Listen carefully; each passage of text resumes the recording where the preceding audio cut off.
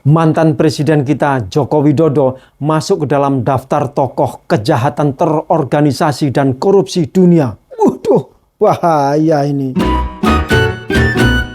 Banpol, korban politik.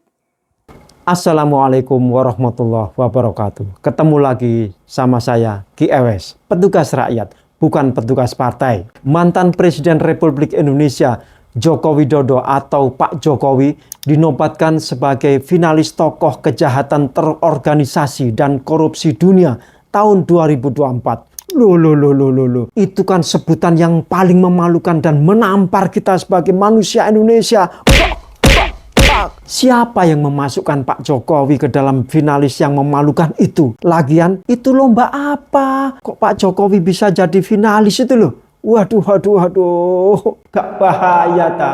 Pak Jokowi bukan satu-satunya yang ada di dalam daftar itu. Ada 5 tokoh lainnya yang masuk ke dalam nominasi itu. 1. Mantan Presiden Suriah Bashar al-Assad. 2. Presiden Kenya William Ruto. 3. Mantan Presiden Republik Indonesia Joko Widodo. 4. Presiden Nigeria Bola Ahmed Tinubu. 5. Mantan Perdana Menteri Bangladesh Sheikh Hasina. 6. Pengusaha India Gautam Adani. Pertanyaannya, siapa yang berani mengeluarkan daftar tokoh kejahatan terorganisasi dan korupsi dunia tahun 2024 ini? Jawabannya adalah Organisasi Jurnalisme Investigasi Dunia atau Organized Crime and Corruption Reporting Project atau yang disingkat OCCRP. OCCRP ini didirikan tahun 2006 dan bermarkas di Amsterdam, Belanda. Jadi umurnya kira-kira sudah 18 tahun. Organisasi ini sudah mengeluarkan daftar tokoh kejahatan terorganisasi dan korupsi dunia sejak tahun 2012. Nah, baru tahun 2024 ini ada tokoh yang masuk dalam daftar itu dari Indonesia. Dan tokoh itu bernama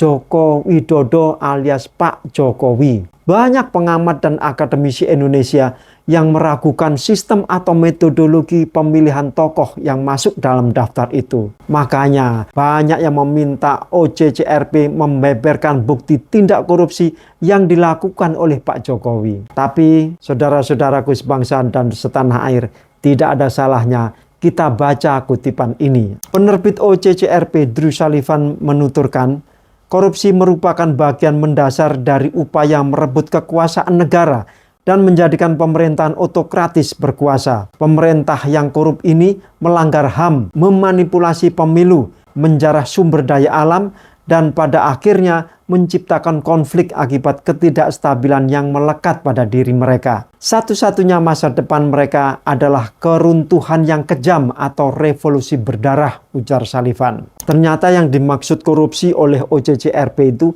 bukan semata-mata mengembat duit negara. Bukan. Tapi apakah Pak Jokowi termasuk tokoh yang dimaksud oleh Sullivan tadi? Apalagi Pak Jokowi juga sudah menantang OCCRP untuk membuktikan dan membeberkan tindak korupsi yang dimaksudkan tadi.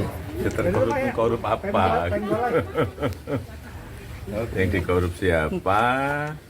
Ya dibuktikan apa? Katanya dianggap memanipulasi sistem gitu, Pak.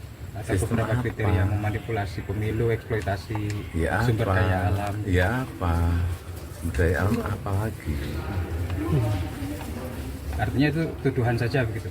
Ya sekarang kan banyak sekali fitnah, banyak sekali framing jahat, banyak sekali tuduhan-tuduhan tanpa ada bukti.